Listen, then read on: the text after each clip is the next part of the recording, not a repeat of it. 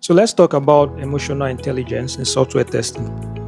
So for me, emotional intelligence simply means your ability to understand, manage your emotions and the emotions of others. Not everybody has this skill, and this is a very crucial skill, especially for entry level tester. A skill that you need to learn and you need to understand and know how to manage it in your work places. Um, Things are now even more better now compared to when we started. And as a tester, I usually experience a lot of conflict between testers and developers. Then we're like enemies. No one knows how to manage emotions.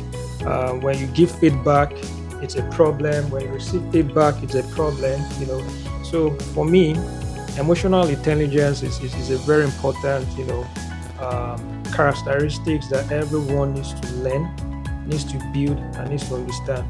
So I'm going to talk about three key aspects of emotional intelligence that can help you as a tester.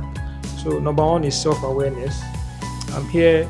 It, you basically it's just about you being able to recognize your emotions as it applies to your day-to-day activities, be it when finding bugs, when reporting bugs, when communicating with stakeholders, when receiving feedback.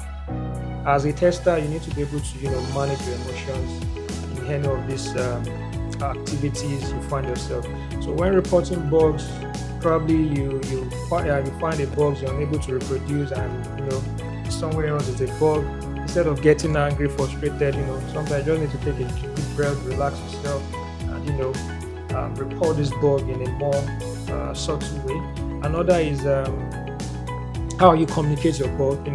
So at the point of you getting angry, you might communicate in a wrong way that can trigger the anger of the next person, or can even affect their own their own emotions. So for me, self awareness is very key for you to be able to manage and balance your emotions at work. So the second key aspect of emotional intelligence I'm going to talk about is empathy. This part is very, very important for everyone. So we need to understand that developers can be under pressure. Not just developer, but the entire product team can be under pressure. So how you communicate, how you report your bugs really matters. For me, let your feedback be constructive rather than criticism. This will help foster a positive relationship in the organization. Don't walk up to developers and criticize their work and let them feel like they are not doing enough. It might affect their own emotions as well, and it can trigger anger. For me, when communicating with developer, I'm more on the side of I make it look like it's a we thing and us thing. So when communicating, I'll say things like, "We need to do this." Oh, I noticed we missed something. I'm saying we, not pointing fingers or criticizing the developer. So always, have this at the back of your mind. Empathy too is a very key aspect of it, emotional intelligence. All right. So the third one is adaptability. You need to be flexible. Yes, you need to be flexible. So what are we trying to say here? Things will not always work how the way you envisage. Approach will always change. Let me give an example. As a tester, this week you did just 2 regression tests, you feel good. Next week you find yourself doing 8 regression tests. Just kidding, but again, you need to balance your emotion.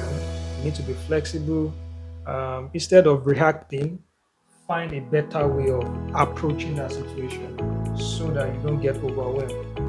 In conclusion, I would say it's very important for testers to be able to manage emotions, empathize with others, the developers, the product team, and also promote a positive work environment. Thank you.